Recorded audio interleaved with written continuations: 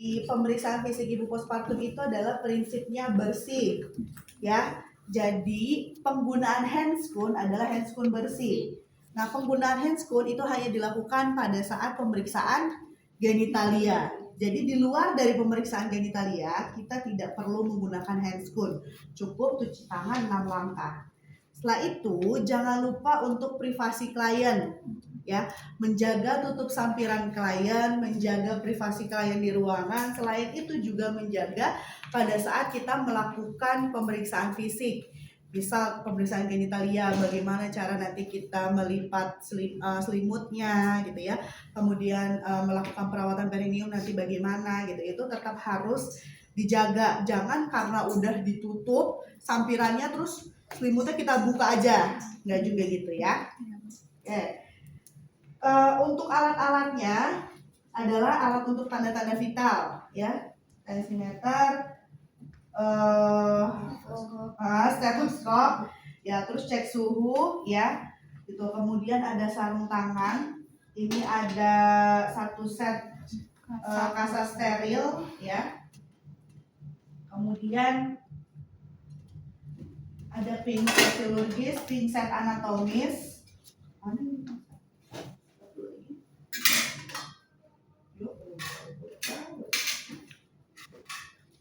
pinset chirurgis, pinset anatomis, ada pen light, ya. Kemudian ada kapas sublimat. Kapas sublimat itu adalah untuk vulva hygiene, ya. Udah pernah kan vulva hygiene? Udah. Kapas sublimat itu untuk vulva hygiene. Nah, kapas sublimat itu sudah mengandung desinfektan, ya. Jadi ada cairannya, dia udah ada cairan desinfektan di kapas sublimatnya. Nah, kemudian ada air steril atau aquabides biasanya. Aquabides itu di botol kecil gitu, ya. Nah, ini anggap aja di dalam sini nih nanti ada cairan aquabides atau air hangat boleh. Sekarang sudah tidak menggunakan lagi ada lagi yang kurang, perlak, ya, bengkok. Nah, perlak bengkok itu biasanya ditaruhnya di bawah kalau ada tempatnya di bawah, ya. Oke, kalau sudah, yang pertama kita lakukan adalah kontrak terlebih dahulu, ya. Assalamualaikum Ibu, perkenalkan nama saya Suster Irma. Apakah benar ini dengan Ibu Tari? Betul, baik Ibu Tari. Ibu Tari tadi pagi baru bersalin, ya. Alhamdulillah ya Bu, untuk kondisi bayinya sehat. Nah, untuk siang hari ini saya akan melakukan pemeriksaan fisik Ibu setelah melahirkan untuk melihat kondisi Ibu setelah melahirkan seperti apa. Pemeriksaannya saya akan periksa dari ujung kepala hingga ujung kaki, untuk waktunya kurang lebih 10 menit. Apakah Ibu bersedia? Baik, jika Ibu bersedia, izinkan saya untuk mempersiapkan alat terlebih dahulu, ya Bu. Izin pamit, pergi siapkan alat, datang lagi. Nanti untuk pengambilan nilainya langsung udah ada alat aja, ya, jadi langsung. Baik, alhamdulillah Ibu, saya sudah menyiapkan alat sesuai dengan kontrak kita tadi bahwa akan melakukan pemeriksaan fisik Ibu, ya Bu. Baik Bu, sebelum kita memulai, marilah kita sama-sama membaca basmalah. Bismillahirrahmanirrahim. Ibu, izinkan saya ya Bu untuk melakukan pemeriksaan fisik. Nah, jikalau ibunya menggunakan jilbab, ditanyakan bersedia atau tidak untuk dibuka jilbabnya. Jika nggak bersedia, jangan dipaksakan, ya. Cuci tangan 6 langkah. Kemudian tutup sampiran, ya. Setelah tutup sampiran, kemudian ini ibunya posisinya nggak pakai jilbab, kita langsung lakukan pemeriksaan head to toe. Yang pertama adalah di kepala bagian rambut, ya. Rambut kita lihat kebersihannya, ada rambut yang rontok atau tidak, ada ketombe atau tidak, ya. Setelah itu kita palpasi, ya, kita palpasi. Nah, kita palpasi, kita lihat ada atau tidak teraba benjolan. Ibu ada sakit Bu pada saat ditekan?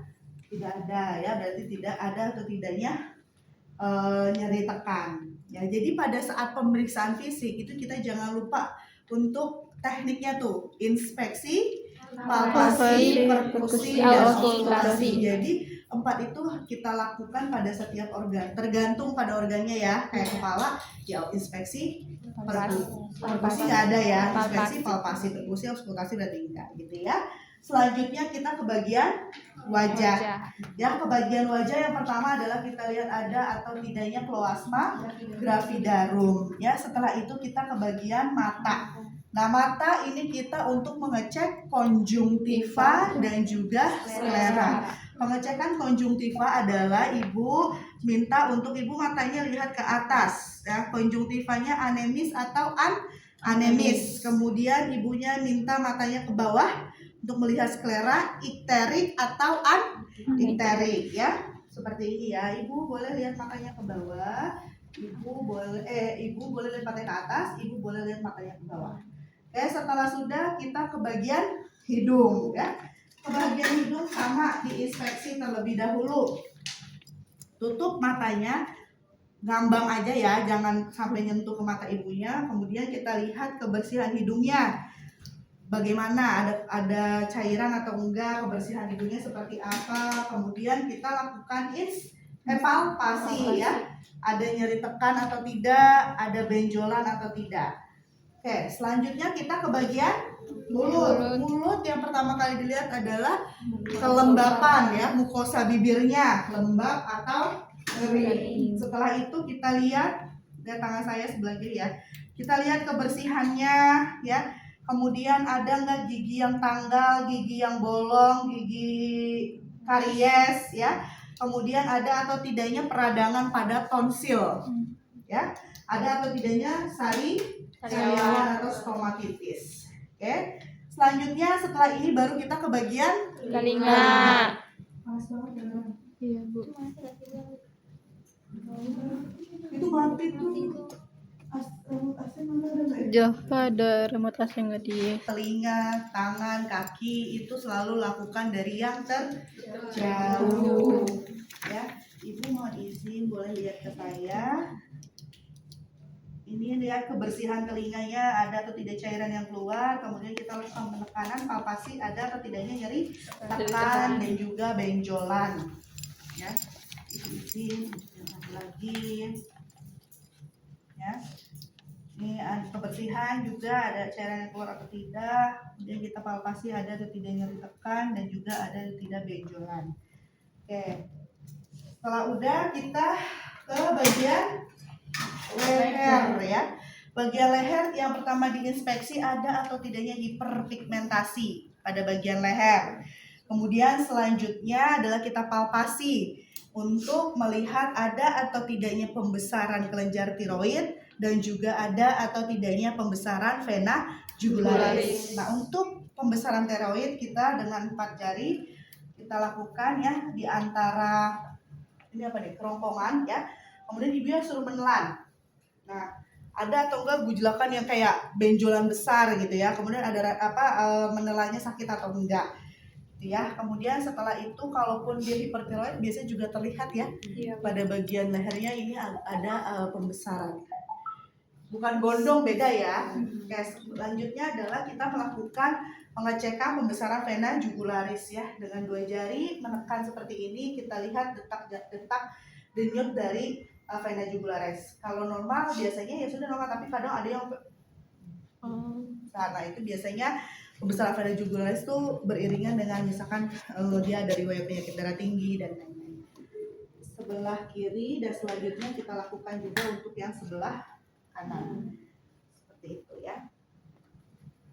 Nah, kemudian selanjutnya itu kita lakukan untuk bagian dada ya. Nah, untuk bagian dada kita buka yang atas aja ya. Bagian dada, oke.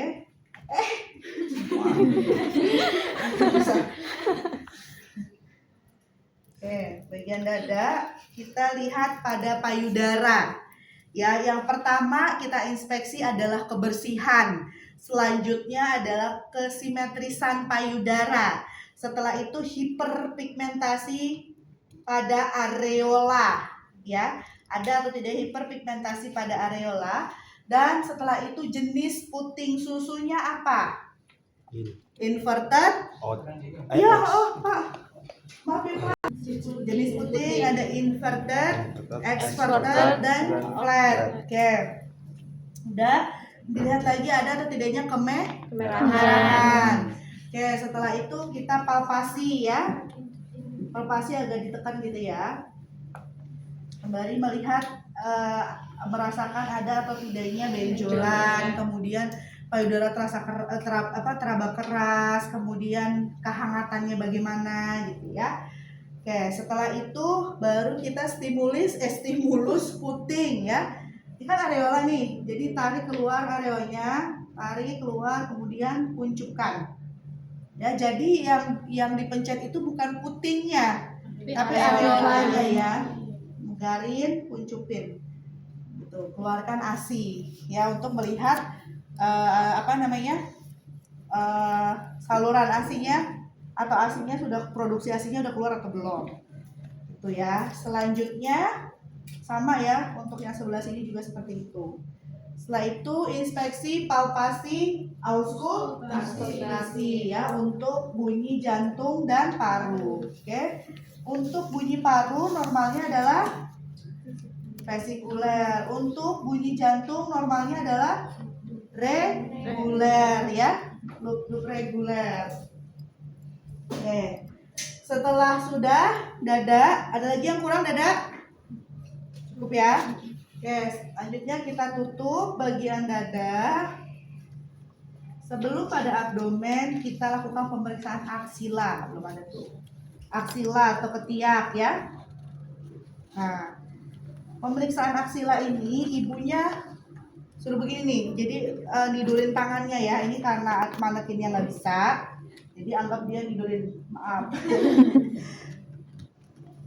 Oke. Nah, cara pemeriksaan aksila ini adalah 3 jari di bawah, 1 jari di atas, jempol yang meraba ada atau tidaknya benjolan atau pembesaran kelenjar getah bening atau kelenjar limfe ya. Nih, 3 di bawah, 1 di atas, kemudian jempolnya untuk meraba. Ya. Kemudian selanjutnya adalah bagian abdomen ya. Nah, bagian abdomen. Ya, tetap menjaga privasi ya. Yang atas ditutup, bawah ditutup, bagian abdomen diinspeksi. Apa aja yang dilihat? Linea nigra, stretch mark, dan juga bekas luka operasi ya. Setelah diinspeksi kemudian kita palpasi. Apa yang dipalpasi? Uterus. Pertanyaannya apa yang dipalpasi? Uterus ya. 24 jam pertama uterus berada di mana? 24 jam pertama pasca melahirkan atau postpartum uterus ada di mana? Pusar. Di pusar. Di mana? Sejajar dengan pusat ya. Jadi diraba nih bagian pusat. Nah, ini diraba, ini bisa ibunya suruh kakinya ditekuk. Ya. Oke. Nah, dia tekuk. Nah, ini kita rabanya dari pusat nih. Nah, biasanya 24 jam pertama dia sepusat, tapi terkadang ada di tengah atau bisa ada di sebelah kiri atau bisa ada di sebelah kanan. Jadi kita raba dari tengah dulu. Kalau nggak teraba kita maju ke depan atau kita mundur ke belakang ya untuk meraba involusi uterus atau tinggi fundus uterus. Nah, selain untuk menentukan tinggi fundus uterus atau involusi uteri atau uterus, ini untuk apain lagi nih? Oh, dia teraba. Kalau uterus normalnya teraba apa? Keras seperti batu ya. Kalau teraba lembut berarti kontraksinya nggak bagus tuh. Itu kalau teraba keras seperti batu berarti kontraksinya bagus. Kalau kontraksinya bagus maka tidak akan terjadi perdarahan ya, seperti itu. Oke, selanjutnya Dipalpasi lagi. Tadi palpasi untuk tinggi fundus uteri dan juga untuk kontraksi. Selanjutnya palpasi untuk DRA.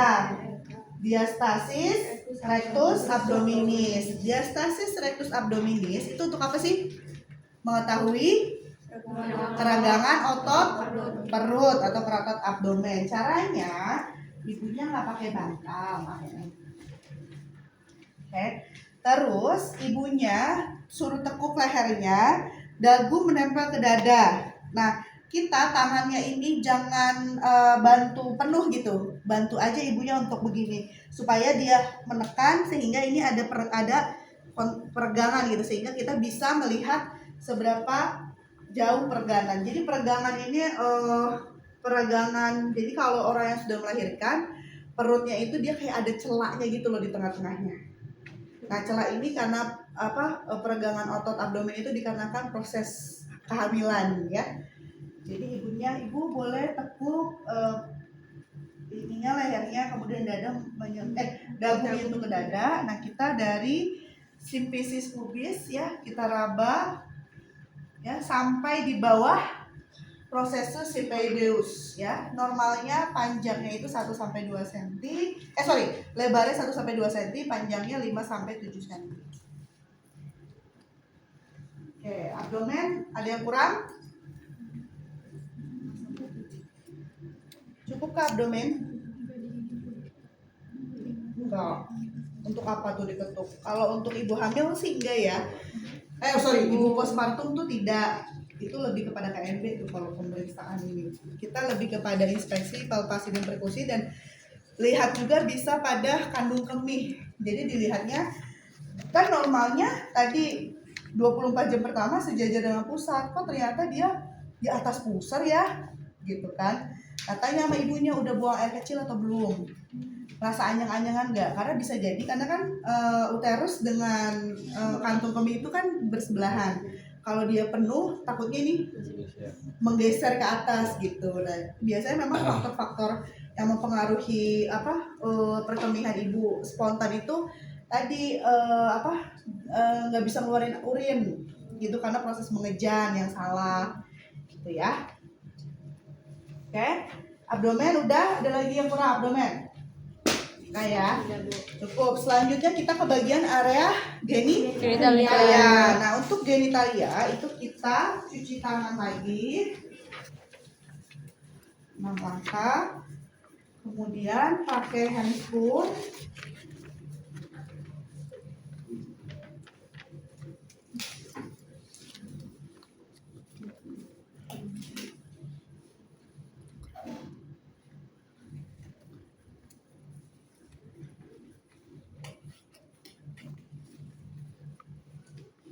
Oke.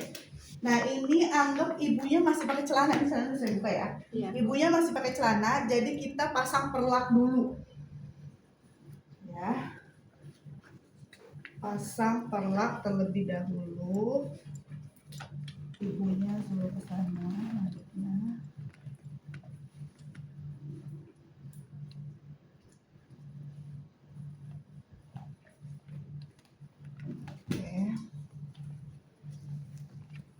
Jauh amat.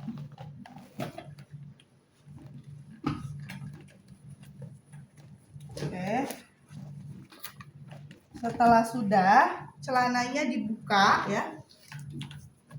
Tetap jaga privasi. Kemudian setelah celananya sudah dibuka, nah sebelum kita melakukan perawatan perineum, kita lakukan vulva hygiene terlebih dahulu. Caranya memposisikan pasien dorsal recumbent. Udah mau perawatan aja gitu. Nah, caranya menjaga privasi seperti ini ya. Bengkok dan juga napas sublimat. Kan kita vulva hygiene dulu ya. Pas sublimat. Nah, cara melakukannya udah pernah belajar kan ya? Udah. Dari labia mayora apa minora? Labia minora terjauh dari atas ke bawah. labia minora terdekat dari atas ke bawah, labia mayora terjauh, labia minora terjauh, kemudian terakhir dari vestibulum sampai ke anus ya. Oke, sudah, ini kita tutup. Kita ini taruh bawah, ini taruh atas. Kita posisikan ibu lurus. Baru kita posisikan ibu posisi sim. Kaki kirinya lurus, kaki kanannya menekuk. Ibu miring ke arah kiri ya. Tangannya ini harusnya tangannya gini nih ya. Iya. Nah, cuma kan ibu nggak bisa. Oke. Ini ya. Pegang ini, Neng. Nah, ini gini. Mending sih. Nah, ini jaga privasinya seperti ini ya. Jadi ini tetap tutup. Nah, ini dan ini juga bengkok. Ini ya. Nah, kasanya ini kan steril. Kita boleh ambil 3 atau 5. Serah deh ya. Nah, ini kita airin.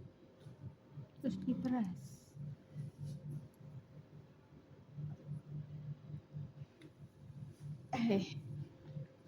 Apalagi kalau ujian nih, beneran. Iya, Bu. Loncat dia. Sama cepet banget Bu waktunya. Nah, iya. Nah, ini mana yang perineum? Anus itu Antara Anus dan vagina. dan lubang vagina. Kalau ini mah manekin kecil ya. Kalau Iya. orang agak panjang. Nah, ini ditekan terus agak dibawa set gitu ya. Nah, misalkan udah dilakukan 2 kali 3 kali sudah bersih, tinggal yang kering. Nah, yang kering tinggal ditap aja. Sambil agak ditekan untuk melihat apanya? cairan. Reda, ya kan? Kemerahan, ekimosis, edema, discharge, pengeluaran, akposimet, ya, kerapatan jahitannya gimana gitu ya. Nah, terus ada juga yang kita taruh, nah kita biarin dia nanti pakai pembalut. Nanti kalau pipis buang kasanya. Tapi kalau sekiranya nggak perlu, ya udah, ini sekiranya udah kering, oke, lukanya oke, nggak ada pengeluaran, dicabut, pakaikan pembalut. Ya, karena prinsipnya sebenarnya kalau perineum itu, luka perineum itu nggak di plester, nggak ditutup gitu, yang penting menjaga kebersihan. Kalau pipis itunya juga gue dicebok, cuman kan kadang dia suka takut, nah jadinya kena air pipis tapi nggak kecebok, nah itu bisa menyebabkan infeksi. Udah dipakai, taruh di bengkok.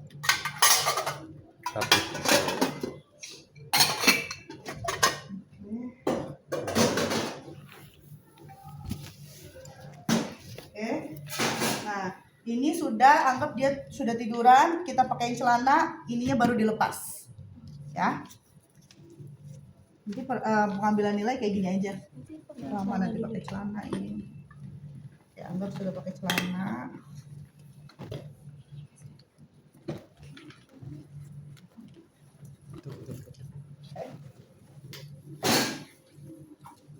Nah, sudah seperti ini, dicopot handphonenya, cuci tangan lagi.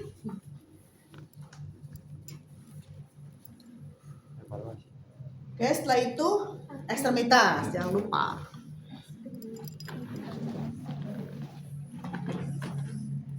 Nah, ekstremitas ya, dilihat. Yang dilihat apa? Ada atau tidaknya varises. Kemudian kita palpasi edema ya di punggung kaki dan juga di pergelangan kaki, kadang suka di tibia juga. Ya, edema ya punggung kaki, pergelangan kaki dan juga di tibia. Oke, yang ketiga adalah pemeriksaan tanda Homan. Tanda Homan fungsinya untuk apa? Ya, tombrol, adanya sumbatan atau tidak pada peredaran darah ekstremitas ya. Jadi caranya Ini di atas dengkul, ini agak dinaikin dikit. Ini kita tarik ke arah sini. Ya, ditanyain ada nyeri hebat nggak Bu di bagian bawah. Kalau rasanya sakit hanya seperti tertarik itu normal. Kita lakukan juga yang sebelahnya. Jangan langsung butuh perasaan ya. Oke, sudah.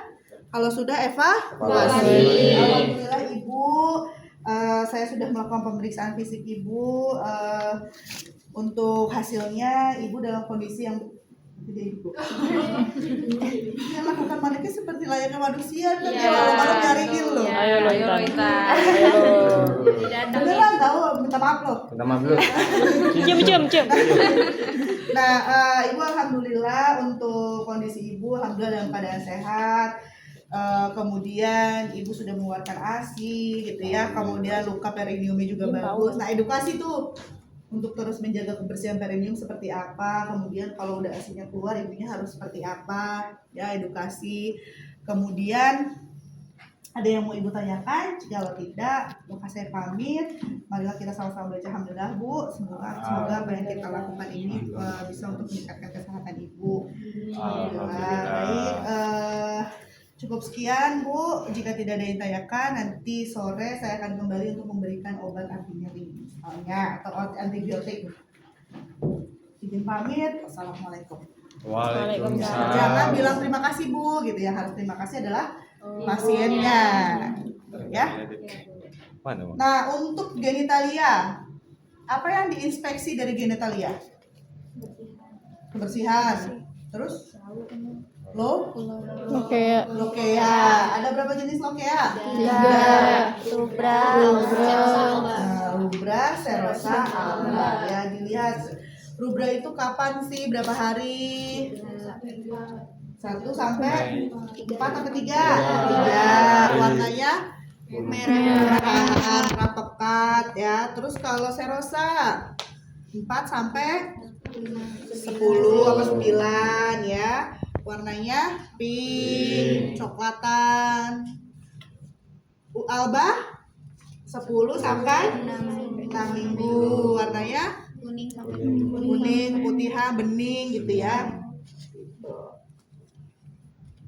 Oke, sampai sini ada yang mau ditanyain?